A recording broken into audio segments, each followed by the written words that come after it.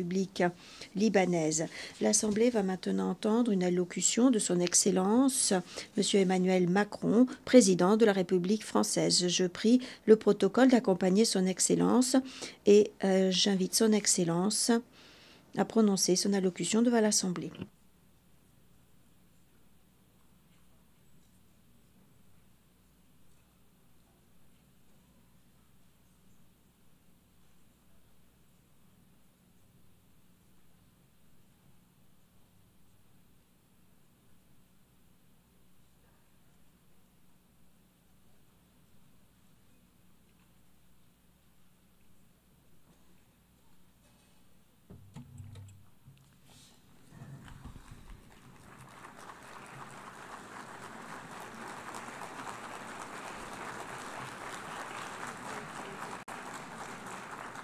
Madame la présidente de l'Assemblée générale, monsieur le secrétaire général, madame la secrétaire générale adjointe, monsieur le secrétaire général adjoint, mesdames et messieurs les chefs d'État et de gouvernement, mesdames, messieurs les ministres, mesdames, messieurs les ambassadrices, ambassadeurs et délégués, je suis heureux de m'exprimer une nouvelle fois devant vous lors de cette 80e session de l'Assemblée générale des Nations unies.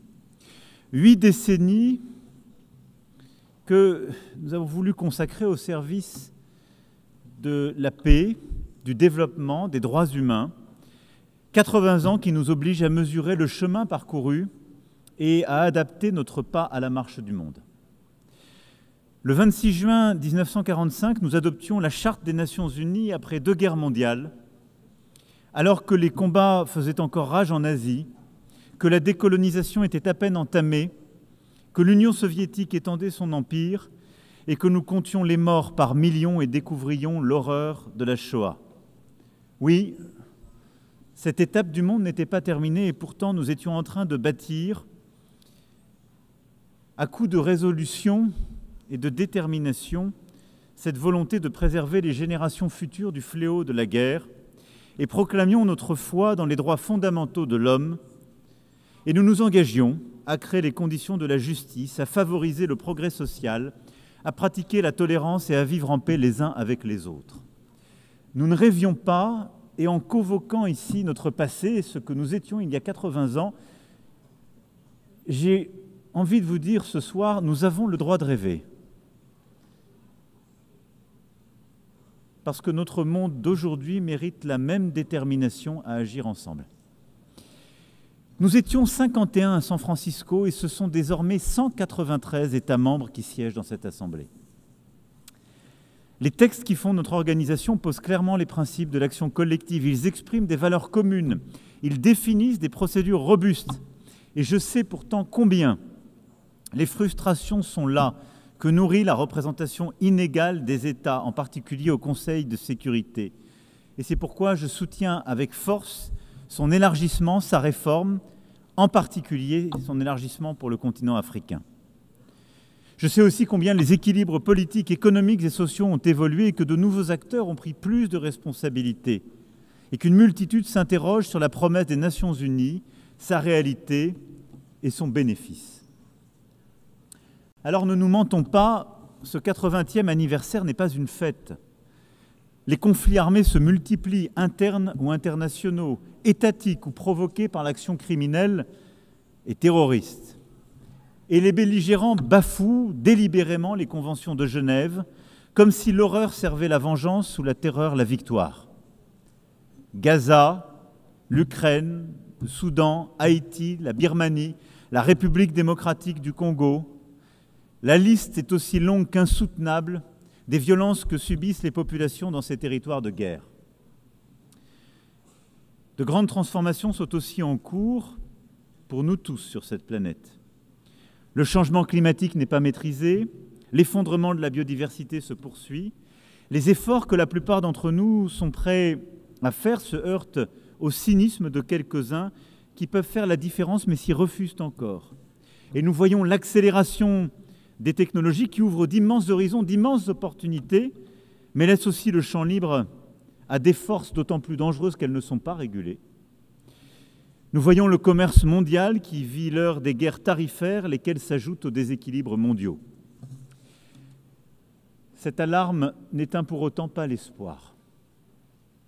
nos divisions n'empêchent pas que la Syrie s'est libérée de la dictature, que l'Ukraine tient bon et que la paix est possible dans la région des Grands Lacs. Nous avons aussi approuvé des traités et des accords ambitieux que certains pensaient impossibles. Un traité sur les pandémies, un traité pour protéger la haute mer, un autre pour financer le développement. C'est bien que la complexité du monde n'est pas une raison de renoncer à nos principes et nos ambitions. Et en quelque sorte, nous vivons un moment paradoxal où nous avons besoin, plus que jamais, de restaurer l'esprit de coopération qui a prévalu il y a 80 ans. Et où pour autant nous sommes en train de nous diviser, et où, il faut bien le dire, les divisions au sommet de l'ordre mondial, la fracturation du monde, nous freine dans notre capacité collective à régler les grands conflits du moment ou à relever les défis qui supposent de nous entendre. La France est fière de compter parmi les peuples des Nations Unies et rend hommage à tous ceux qui les servent. Soldats sous casque bleu qui maintiennent la paix où personne ne va plus, travailleurs humanitaires et personnels de santé qui se portent au secours des plus fragiles, juristes, observateurs, rapporteurs qui témoignent de la réalité, imposent la force du droit et préviennent l'arbitraire.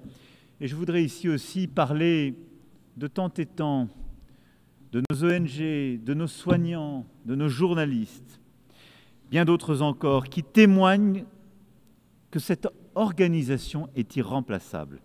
C'est la raison pour laquelle ceux qui en sont les pires critiques sont aussi ceux qui veulent changer les règles du jeu, sûrs qu'ils sont de leur domination et plus intéressés à se partager le monde qu'à dégager les compromis nécessaires au bien commun.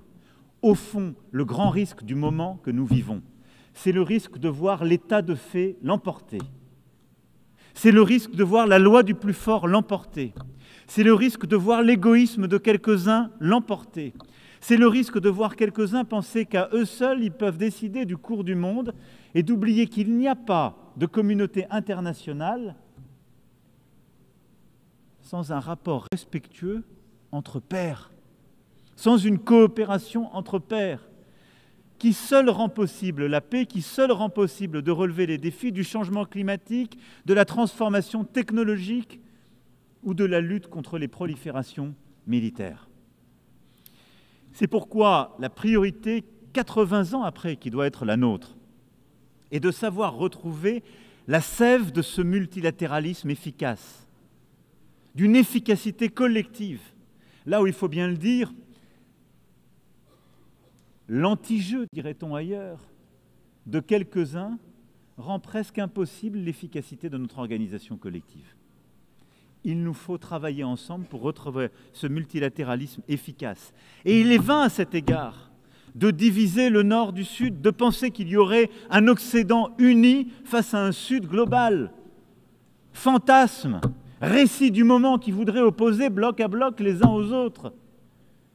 Ici, dans cette enceinte, il n'y a que des femmes et des hommes qui n'ont pas les mêmes religions, qui pensent différemment, dont les civilisations sont parfois différentes, mais qui ont décidé un beau jour que bâtir la paix, relever les défis, en particulier de l'inégalité ou des grandes transitions du monde, supposait qu'ils oublient ces différences pour coopérer tous ensemble.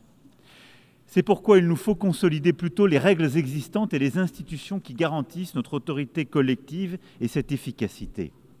Les droits de l'homme restent le pilier central de l'édifice des Nations Unies et donnent leur cohérence à l'ensemble des mesures que nous prenons.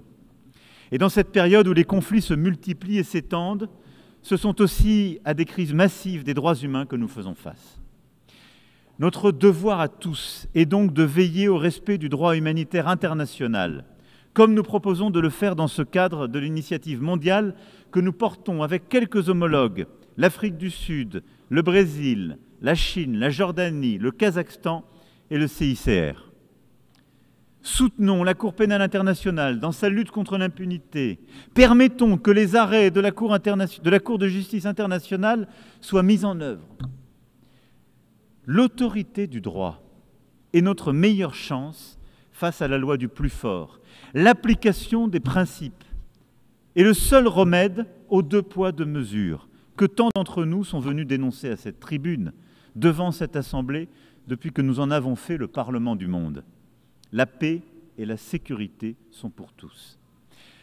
C'est pourquoi il est si important que l'Ukraine résiste à la Russie et obtienne une paix qui dissuade celle-ci de lui voler encore son territoire, ses enfants, ses richesses et son avenir. L'agression russe n'est pas le problème de l'Europe, mais celui de nous tous ici. Elle pose l'éternelle question de l'autorité du droit face à la loi du plus fort, de la liberté face à l'impérialisme. L'Ukraine n'a pas voulu la guerre. Elle veut la paix. La France aussi veut la paix. Les Européens veulent la paix. Les États-Unis d'Amérique veulent la paix. Pour cela, l'Ukraine a un droit fondamental, celui de vivre en sécurité et de ne plus craindre que la Russie l'attaque à nouveau. C'est pourquoi la France, avec le Royaume-Uni, a bâti une coalition des volontaires rassemblant 35 nations pour donner à l'Ukraine des garanties indispensables à sa sécurité dans la durée. Nous créons ainsi les conditions d'une paix solide et juste qui permettra aux Ukrainiens d'accomplir leur destin. Et ce qui s'est passé ces dernières semaines dans l'espace aérien de la Pologne, cher Président, de la Roumanie, les provocations vues en Estonie ou ailleurs, sont la preuve aussi que tous les Européens sont défiés aussi par des menaces et des volontés de déstabilisation russe qui supposent une telle unité. L'Ukraine l'a dit souvent, elle est prête au cessez-le-feu et accepte la négociation. Il revient désormais à la Russie de prouver qu'elle peut choisir la paix alors qu'elle multiplie aujourd'hui les attaques contre les civils en Ukraine et les provocations que je viens d'évoquer. Dans cette attente, la France se tiendra fermement aux côtés de l'Ukraine, avec ses partenaires européens et tous ceux qui comprennent l'importance de mettre la Russie en échec pour préserver l'ordre mondial. Et je me félicite des propos il y a quelques heures du président des États-Unis d'Amérique, rappelant l'affaiblissement progressif de l'économie russe, les échecs sur le terrain de la Russie qui, imaginez-le, en plus de 1000 jours, a à peine pris 1% du territoire ukrainien, malgré tant et tant de pertes, tant et tant de victimes civiles. Et je me félicite de voir que le président américain croit dans la capacité de l'Ukraine, pas simplement à tenir, mais à faire valoir ses droits avec nous. C'est parce qu'elle refuse le double standard, ce deux poids, deux mesures, que la France s'engage aussi aux côtés de l'Ukraine, comme je viens de l'évoquer, comme elle le fait pour la paix au Proche-Orient. Hier, nous avons adopté un plan crédible pour mettre fin à la guerre à Gaza, préserver une solution à 2 États, Israël et la Palestine, permettre la libération de tous les otages et sauver tant et tant de vies. Nous avons tracé un chemin vers la paix qui nécessite avant toute autre chose que les otages encore détenus par le Hamas soient libérés, que les frappes sur Gaza cessent. Et je suis heureux que l'Arabie saoudite et la France aient convaincu un grand nombre de membres de cette Assemblée de signer la déclaration de New York. Nous sommes 142 membres de cette Assemblée à tendre la main pour bâtir un chemin de paix. La paix immédiate, libération des otages, cessez-le-feu, la stabilisation de Gaza, la démilitarisation et le démantèlement du Hamas, et une reconnaissance réciproque de 2 États et un État de Palestine démilitarisé, reconnaissant Israël, et un État d'Israël reconnaissant un État de Palestine. Et tous les États de la région qui ne l'ont pas encore fait, reconnaissant ainsi l'État d'Israël. Par cette reconnaissance qui est en fait un chemin vers la paix, c'est aussi la stabilité de la région tout entière que nous cherchons à bâtir. Et il ne peut pas y avoir de sécurité, de stabilité pour Israël si c'est une guerre permanente avec tous les voisins qui est conduite. Paix avec la Palestine, en Cisjordanie et à Gaza, et à travers Jérusalem. Paix au Liban, où la lutte contre le terrorisme ne peut pas se faire au détriment de la souveraineté des Libanaises et des Libanais. Et c'est pourquoi je me félicite du travail que nous avons conduit main dans la main avec les États-Unis d'Amérique, avec les Nations Unies et la FINUL, pour bâtir ce chemin qui permet de restaurer la souveraineté du Liban, remettre les forces armées libanaises en situation, avec l'appui de la FINUL, de retrouver point à point cette souveraineté et évidemment de bâtir ce monopole des armes qui seules peuvent être détenues par les forces armées libanaises.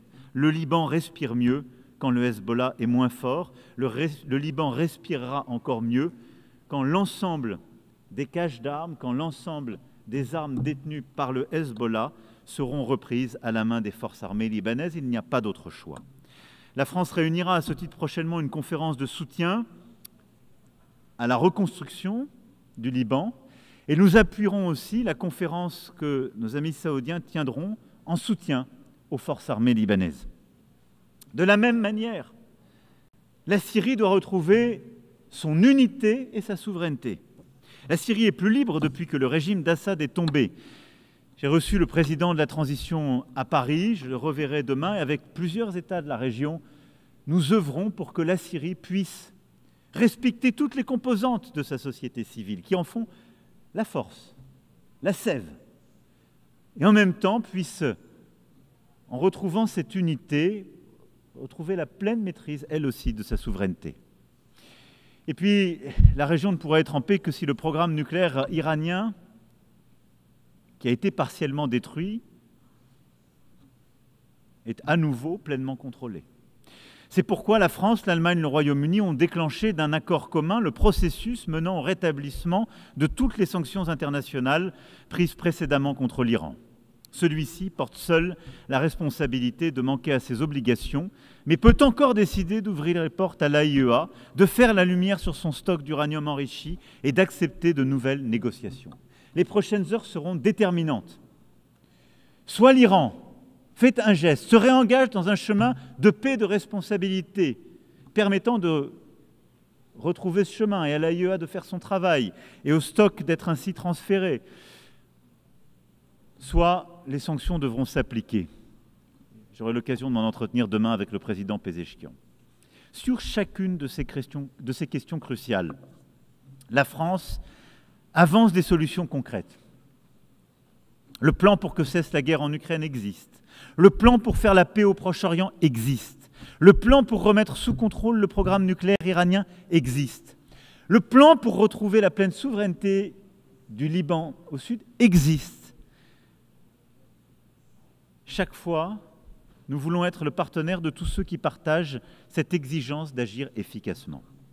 Pourtant, le risque existe aussi que nous nous lassions d'agir et détournions le regard de trop de détresse. La tragédie humanitaire en cours au Soudan est sans doute la plus grave de toutes aujourd'hui. Il nous appartient collectivement de nous mobiliser, comme nous l'avons fait à Paris en 2024. Coordonnons nos efforts pour agir ensemble, pour que les belligérants acceptent la négociation et remettent le pouvoir aux civils. De la même manière, dans la région des Grands Lacs, la souveraineté et l'intégrité territoriale de la République démocratique du Congo doivent être respectées. Il faut rendre l'espoir à la population des Kivu et aux centaines de milliers de personnes qui ont été déplacées. Et c'est aussi pour cela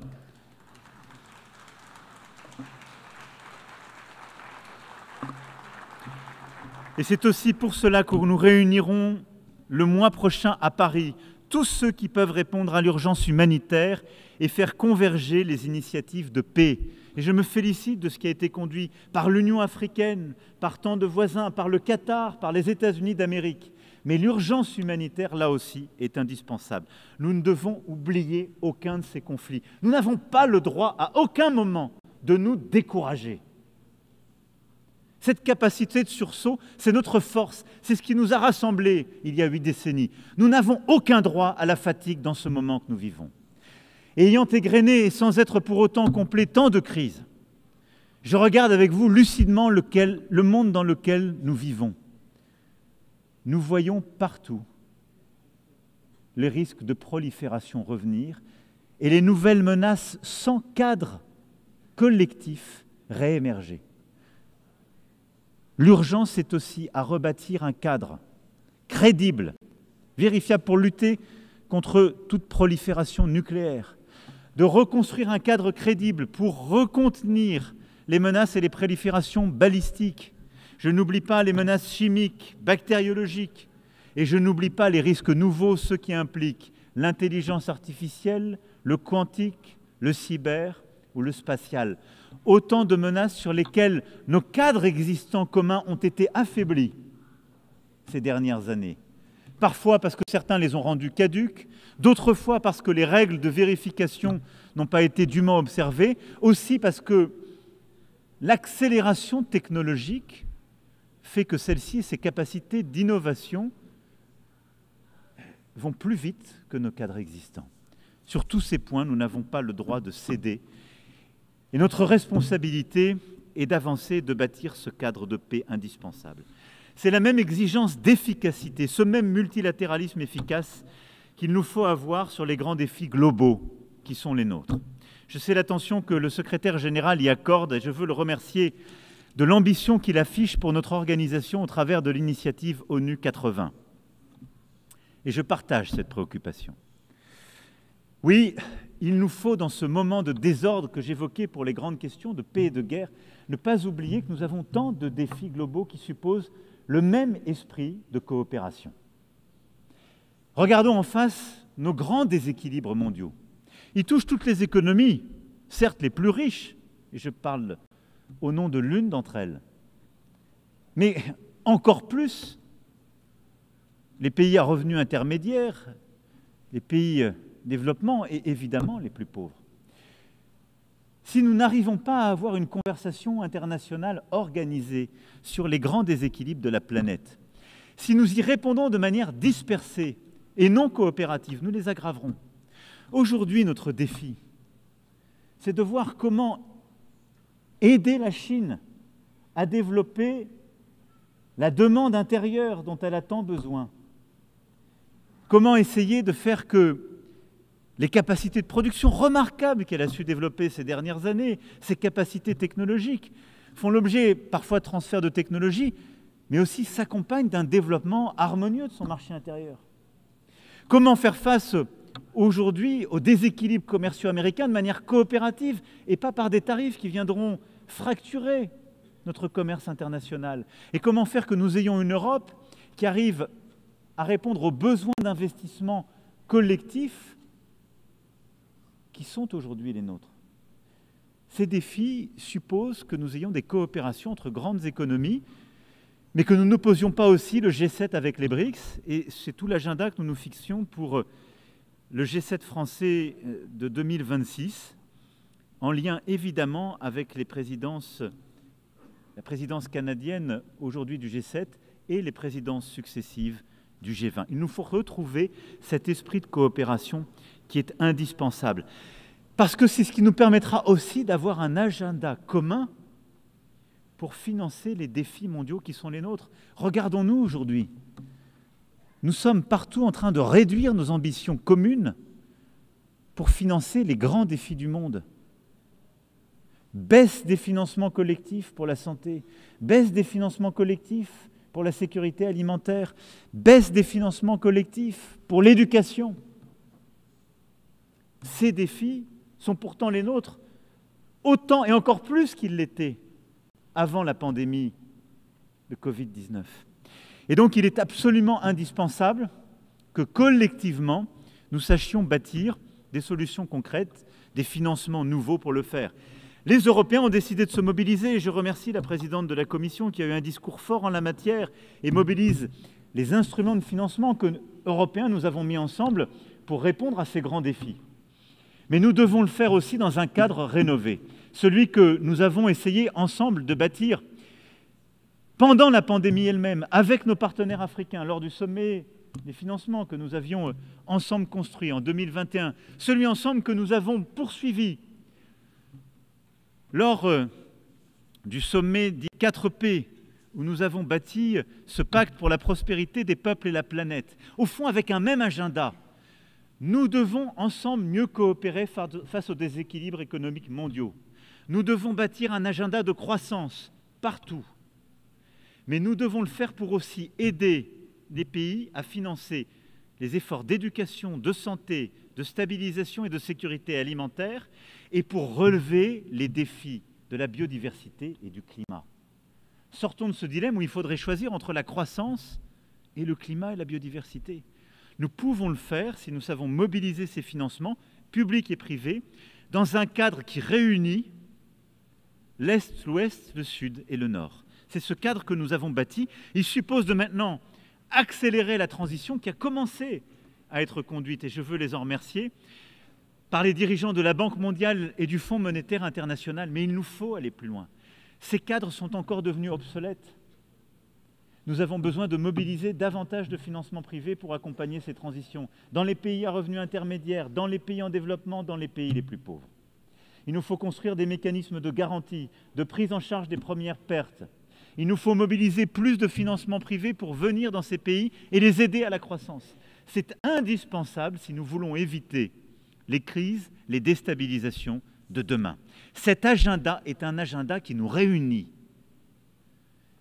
et qui sort en quelque sorte quelques-uns de leur égoïsme et évite que quelques autres soient en quelque sorte confrontés seuls aux défis qui sont les leurs. C'est pourquoi aussi nous devons continuer, quels que soient les vents mauvais qui soufflent, à nous mobiliser face aux défis de la biodiversité et du climat. Je le disais, nous avons su ensemble bâtir des victoires ces derniers mois. Le traité de Nice, qui a pu rentrer en vigueur par une mobilisation collective, va enfin donner un cadre de régulation à nos océans. C'était attendu depuis des décennies. C'est la même mobilisation collective que nous devons avoir sur le plastique. Bâtir un traité international visant à mettre fin à la pollution plastique. C'est la même mobilisation que nous devons avoir pour déployer de manière beaucoup plus efficace les crédits biodiversité et redonner plus de consistance à nos crédits carbone. Et c'est la même mobilisation qu'il nous faut avoir en vue de la COP de Belém. Je le dis ici, l'Europe et la France seront au rendez-vous. Elles seront au rendez-vous des objectifs de 2035 qui nous sont assignés, seront au rendez-vous aussi de la mobilisation de tous les financements pour mener cette transition, qu'ils soient publics ou privés. Nous n'avons pas le droit, là aussi, de nous détourner des objectifs que nous nous sommes assignés à nous-mêmes. Nous n'avons pas le droit, en quelque sorte, de nous replier. Comme vous l'avez compris, tous ces défis globaux, l'éducation, la santé, l'agriculture, la sécurité alimentaire, la biodiversité, le climat, la lutte en fond contre toutes les inégalités qui déstabilisent notre ordre mondial, supposent le même esprit de coopération que celui que j'évoquais face aux guerres ou aux déstabilisations. Le défi qui est le nôtre, c'est que les crises sont multiples, s'accumulent, et que mon discours, déjà trop long, est pour autant très incomplet. Mais je vous rassure, je vais l'arrêter là. Mais je vais vous le dire avec beaucoup de force. Malgré tout cela, la liste longue qui parfois donne le sentiment que nous pourrions être accablés, notre devoir est de rester debout et de continuer à agir ensemble. Il y a 80 ans, ceux qui nous ont précédés étaient face à l'effondrement. La guerre n'était pas terminée. Le pire venait de se produire. Un monde déjà divisé était en train de se composer. Et ils ont décidé de construire ce trésor que sont les Nations Unies. On pourrait accabler notre Assemblée de plein de reproches, y compris des reproches qui ne sont pas tout à fait justes. Cette Assemblée, c'est nous. Si elle est inefficace, c'est que quelques-uns la bloquent, et souvent les plus puissants. Si elle ne va pas assez vite, c'est que nous ne sommes pas assez déterminés pour la faire avancer. Les Nations Unies, c'est nous tous. Il y a une chose, c'est que nous n'avons pas le droit au cynisme. Nous n'avons pas droit à la fatigue. Nous n'avons pas droit à l'esprit de défaite. Parce que notre monde est là devant nous.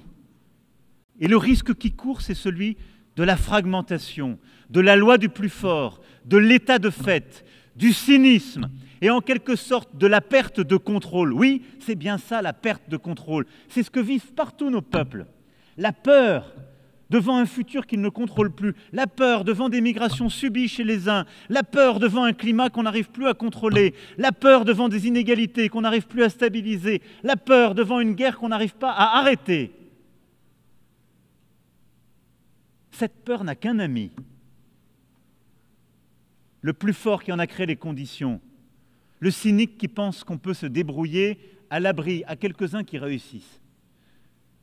Nous n'avons qu'une responsabilité, agir ensemble, bâtir ce multilatéralisme efficace à nouveau, avec la même foi, la même détermination que les pères fondateurs de cette Assemblée. le faire avec encore plus d'efficacité, mais avec la même volonté. Ne rien céder aux injustices, ne rien céder à la fatalité. Agir, agir, agir. Alors c'est à nous de faire, ensemble. Je vous remercie.